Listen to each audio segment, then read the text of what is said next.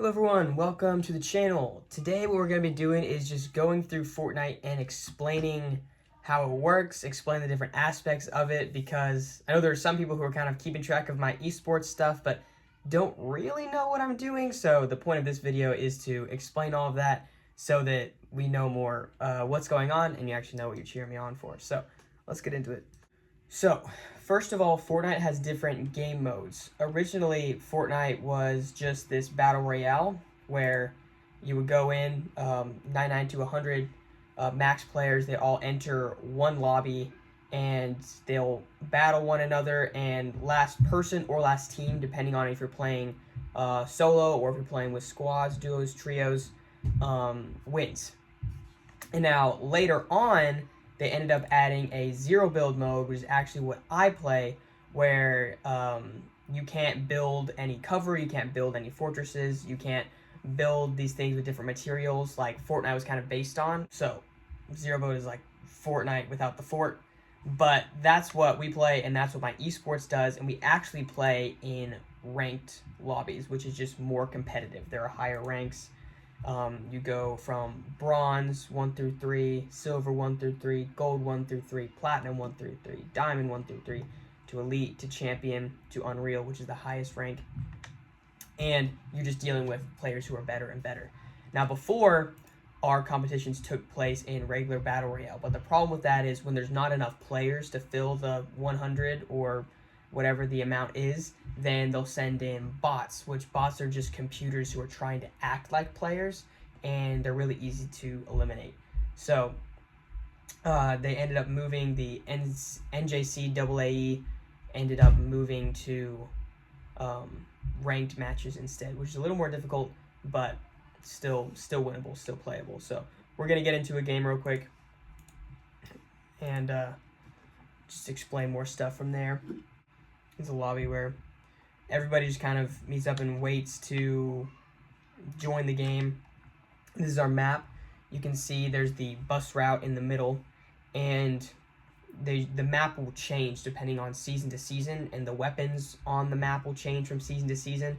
So the Fortnite we may be practicing may be different from the Fortnite we actually play in an official match against another college, which is kind of interesting. Now we come in here, and the battle bus looks like this right now because Fortnite has been around for 8 years, so it's Fortnite's 8th birthday. So normally would say down here, so-and-so thank the bus driver, but now it's wishing them a happy birthday instead. You exit the bus, and you're just free-falling until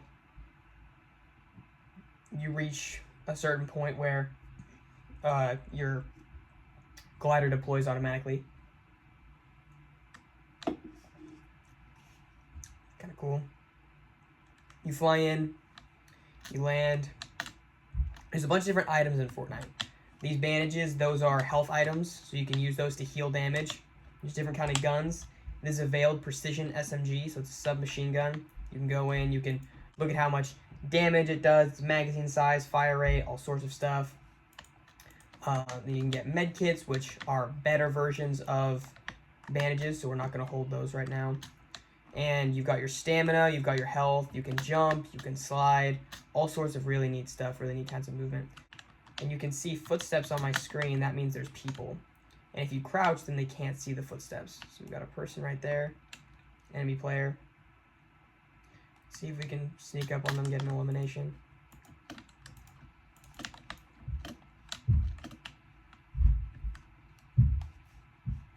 So this person is now down but not out. They're crawling around and they can be revived. I can also pick them up and move them around if I want to. But you're down but not out, which means just crawling around if you've got somebody else on your team who is still alive. Now if I do this, this drone comes and picks them up, and now they are actually eliminated, and it's more difficult for their teammates to get them back. They have to revive them or reboot them through a reboot ban. Now I took some damage from that fight, so I'm going to heal up. There's some med mist I can use that provides extra healing. And then I'm going to use this to get some shield back. So this guy should have some teammates around here somewhere for me to eliminate.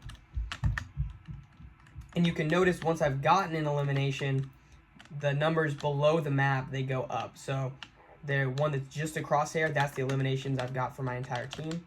Then there's the ones for just our squad as a whole. So we got a person here. I saw that guy in the lobby. So we got him. We want to finish him off because otherwise the elimination doesn't count for us. So that's a habit that me and my teammate get into when playing. Is if you're eliminated before you finish that person off, that doesn't actually count for you, and you want to have the most eliminations. That's how we win our matches. So there's also these things. These are porta bunkers. So since you can't build, you have items, utility items that can provide cover for you. So if you're being shot out in the open, you can throw one of these down. You can open doors and you can shoot around this. Very helpful. You've also got movement items. These can be used to launch you around the map to get you from point A to point B. Get some other stuff. Got a mythic super shotgun. I'll probably take that. This thing that's hitting me right now, you'll notice I'm slowly losing health. This is called the storm. It slowly moves in on the map so that when there's less players, people are in the same spot. Otherwise, this stuff would just go on forever, you know? So we're going to take this stuff, more health items. We're actually going to drink one. Different health items work in different ways. And so that one's going to progressively give me my health back to help resist the damage that the storm is doing. We want to make sure we're reloaded at all times. And then we'll take this, which will take us out of this little subway area. We can take this bounce pad and deploy our glider once again. And we can get out of the storm, and then we'll heal up once we get out of the storm. And then down here in your inventory, you have what's called a loadout. So a loadout is just the different items you're carrying. So right now, I've got an assault rifle that's good for mid and close range encounters. I've got a shotgun that's good for close encounters. I have a swarm strike, which is a missile launcher that's just good for variety. I've got some movement, and I've got a health item just to help me heal if I take damage. So you just kind of want to have these things so you're more prepared for whatever comes your way, more prepared for different encounters. Now what we're going to do is we're going to go into a ranked game, more competitive, just to see the differences between ranked and unranked.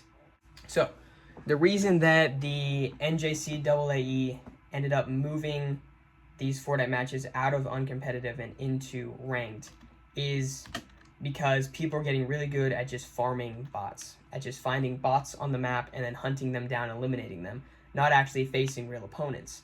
And they didn't think that was good for the sport. They didn't really think that that was good for content or anything like that. So it's now been moved to competitive, where you have less bots. You have more real players who are skilled and who put time into the game and will actually put up a pretty good fight. And now, since this is solos, since it's just one person, they don't have a team, then as soon as you deal enough damage, they're eliminated immediately. Oh, this guy's got a Zeus skin. I don't like that.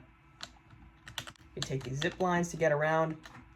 It's just a really fun game. There's a lot of cool aspects they have, just from the movement and the parkour aspects to the different weapons and the different designs of different structures. It's really neat.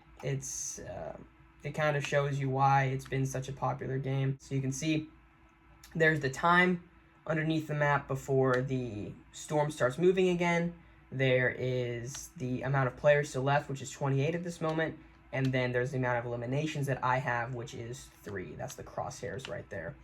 You can see the number's gone down to 26 because people are being eliminated, 25 now. That's just how you keep track of different things. And a big thing about Fortnite, especially in competitive, is that you've got to be aware of your surroundings. You've got to be aware of locations of the enemy. You've got to have good situational awareness. You've got to have good exit plan strategy, and just tactically knowing when to engage, when to fall back, when to pursue an opponent, when to let them be, what fights to take, what fights not to take. And there's just a bunch of those nuances that you just have to be aware of. So those are the basics of Fortnite Zero Build.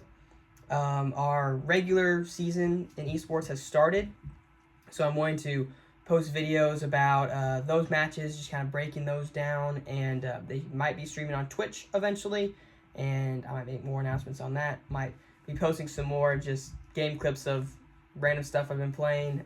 We'll see. Thanks so much for watching. I hope that this answered any questions, you have a better understanding, and hope to see you in future videos.